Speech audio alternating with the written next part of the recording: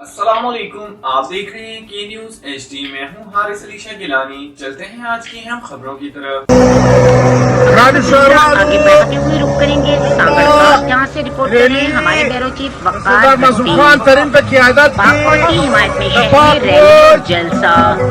Rally کی قیادت قبائلی رہنما سردار معصوم خان ترین اور حاجی خیر اللہ ناصر نے کی۔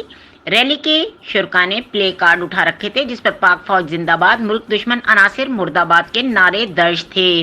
ریلی شہر کے مختلف شاہراہوں، نانا صاحب زیارت روڈ، باچا خان چوک، گارڈ روڈ، مسجد روڈ سے ہوتی ہوئی ڈاکخانہ چوک پر جلسہ عام میں تبدیل ہو گئی۔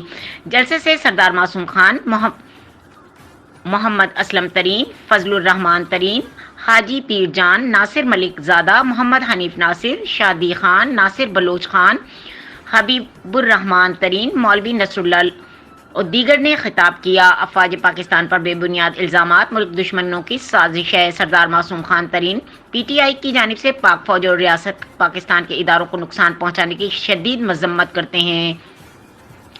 سردار معصوم خان ترین، ملک دشمن کی کوئی سازش کامیاب نہیں ہوگی۔ سردار معصوم خان ترین نے کہا، پوری قوم پاک فوج کے شانہ بشانہ کھڑی ہے۔